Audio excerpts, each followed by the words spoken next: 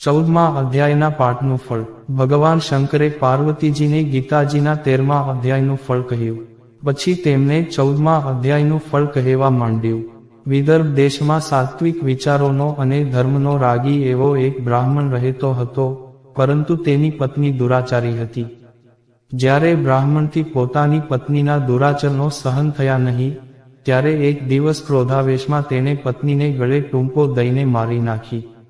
બ્રાહ્મણીને તેના કર્મોને લીધે નરકવાસ મળ્યો। નરકમાં અપાર કષ્ટો વેઠ્યા બાદ તેનો શ્વાનની યોનિમાં જન્મ થયો। કુતરીના રૂપમાં તે એક રાજા પાસે મહેલમાં રહી।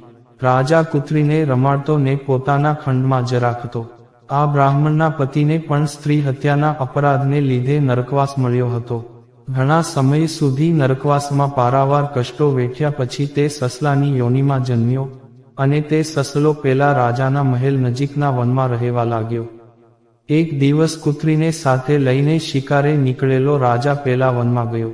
ત્યાં પેલો સસલો ફરતો હતો। તે રાજાની સાથેની કુતરીના જોવામાં આવ્યો। આ સસલો પૂર્વજન્મનો કુતરીનો વેરી હતો। એ વેરની વસૂલાત કરવા કુતરીએ જનુનથી સસલા ઉપર તરાપ મારી અને જોરથી તેને બચકું ભર્યું। ઘાયલ થયેલો સસલો અંતે કુતરીની પકડમાંથી છૂટીને જીવ બચાવવા દોડીને એક મહાત્માના આશ્રમ પાસે ગયો ને ત્યાં જ મૃત્યુ પામ્યો। પેલા કુતરી પણ દોડતી દોડતી ત્યાં આવી। એવામાં જોરદાર પવન ફૂંકાતા એક ઝાડ તેના પર તૂટી પડ્યું, ને ઝાડ નીચે દબાઈને કુતરી પણ મરી ગઈ। આ સ્થળે થોડી જ વાર પહેલા મહાત્માએ પોતાના હાથપગ ધોયા હતા। તે પવિત્ર જળનો સ્પર્શ આ કુતરી અને સસલાને થવાથી તે બંને પશુજીવોની સદ્ગતિ થઈ। સસલા અને કુતરીના જીવોએ દિવ્ય દેહ ધારણ કર્યા। ત્યાં જ એક દેવવિમાન આવ્યું, બંને તેમાં બેસી આકાશમાં ચાલ્યા ગયા। રાજાને આ જોઈ અતિ વિસ્મય થયું। તેણે ત્યાં મહાત્માને જોયા। રાજાને થયું, આ પ્રભાવ આ ઋષિનો જ છે। રાજાએ પણ તે જળના સ્પર્શથી ઉત્પન્ન થયેલું આ દૃશ્ય જોયું। આથી રાજાએ મહાત્માને પૂછ્યું, આ બંનેનો ઉદ્ધાર શા કારણથી થયો?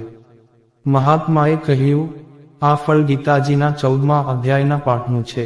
આજે મેં ગીતાજીના 14મા અધ્યાયનો પાઠ કર્યો, પછી અહીં આવીને પગ ધોયા। તે પવિત્ર જળનો સ્પર્શ અહીં મરણ પામેલ કુતરી અને સસલાના મૃતદેહને થયો, તેથી તે બંનેની સદ્ગતિ થઈ છે। એટલે એ બંનેનો પશુયોનિમાંથી ઉદ્ધાર થયો।